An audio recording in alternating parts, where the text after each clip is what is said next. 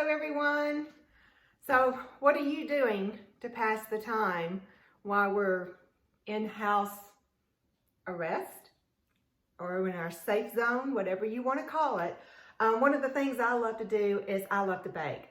So I have been making French bread for 14, 15, 18 years. I can't even remember how long that I've been making French bread. So that's what I'm going to do today. We're having lasagna tonight, leftover lasagna that we picked up from Smiley Brothers in Pelham on Friday. If you haven't gone by there, they are a specialty meat store, and they also have sandwiches, wine, lots of things to go, cheese, and also family meals that you can pick up. So they're a great place to go visit and call in your order, and you'll go through the drive-through window and you'll just pick it up. All right, so I'm gonna make French bread today, and my recipe, and I'll post it online, comes from the Southern Living Cookbook. I've had this, oh my goodness, 20, 25 years, maybe longer. This is a great cookbook. It's one of my go-to cookbooks that I use all the time. So today we're gonna start with the French bread, and I'm gonna get my ingredients ready. I need water, 2 packages of yeast. I need about 6 to 7 cups of all-purpose flour, a little bit of sugar, salt, and let's see, what else do I need? A little bit of milk and 1 beaten egg. And then you can also use sesame seeds or poppy seeds to sprinkle on top to make it really pretty. But anyway, so I'm gonna put together my French bread, and I hope you enjoy it, and I hope you try it at home. Okay, the first thing I wanna do is get my yeast going with a little bit of sugar. I've got 2 packages of yeast. I'll put them in a bowl. I'm gonna add 2.5 teaspoons of sugar and a 1/2 cup of warm water. Just make sure it's warm to the touch. You don't want cold water, you don't want boiling water. And the yeast is gonna sit here for a few minutes until it starts getting nice and bubbly, and then I'm gonna add it to my mixer along with my flour. Next up, I'm gonna take a cup of boiling water, 2 tablespoons of sugar, 2 teaspoons of salt, and 2 tablespoons of butter.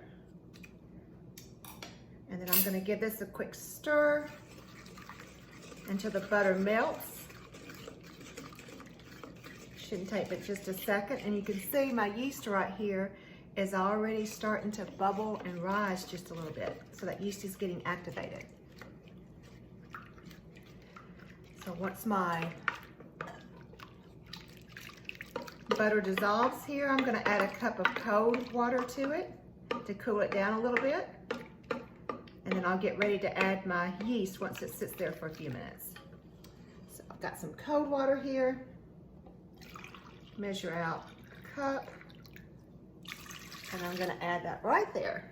All right. Now your yeast needs to sit here for about 5 minutes. And this will cool down, and then I'm gonna add this to it. Alrighty, so my yeast has been rising. You see, look right there. And it is ready to go in my cooled water with butter and sugar.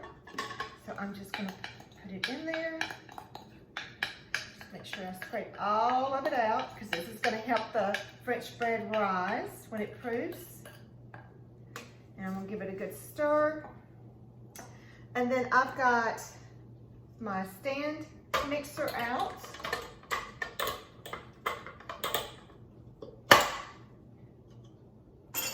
And I've got to add about 2.5 cups of all-purpose flour to it.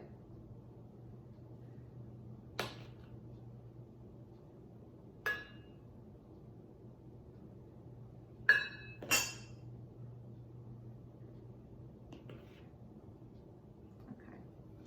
And when you are making bread, you need a dough hook. Come right there. Put that on my mixer. I'm gonna lower it. So I've started with 2.5 cups of flour. We're gonna need anywhere from 6.5 to 7 cups of flour to make a good stiff dough.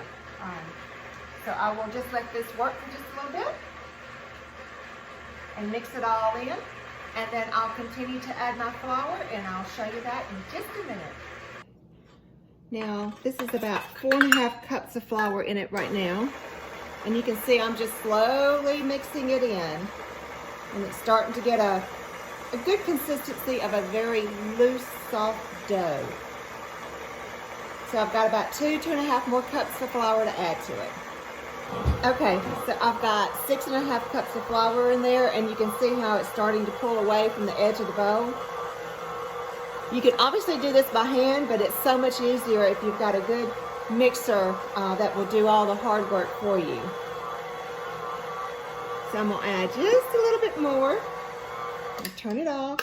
If not, flour's gonna go everywhere on me. You can see it coming out right there.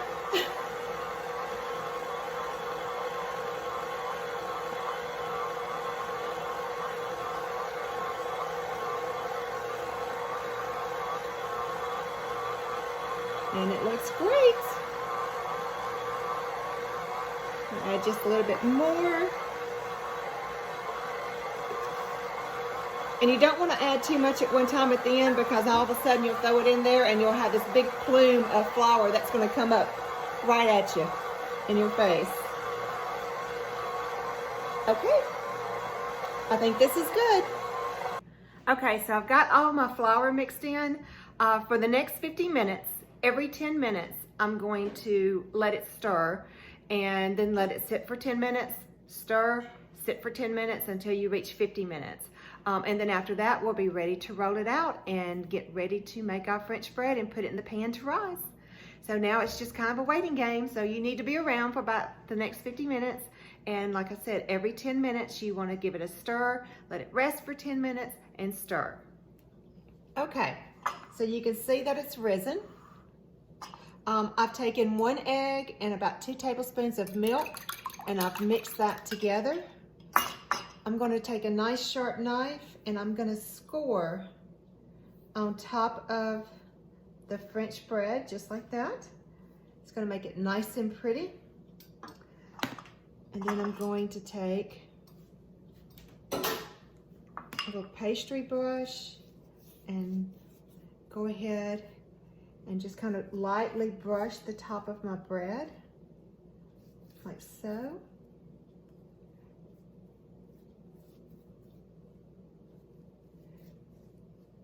All right. Now, you can go ahead and bake it like this in a 400-degree preheated oven for about 20-25 minutes. You might want to put sesame seeds on top. I have got some poppy seeds, and I'm just going to sprinkle some poppy seeds on top. It's really not going to give any flavor, it just looks really pretty. So if you've got any neighbors that are locked in that can't get out, you might want to double your recipe and take them a nice fresh loaf of French bread. All right, so I've got my oven heating, and as soon as it is hot, they will go in there to cook, to bake for about 20 to 25 minutes. All right, so now it's time to take it out of the oven. I wish you could be here. The smell, the aroma is unbelievable. Look at this. Isn't this gorgeous? So 2 large loaves, 4 small loaves, or 3.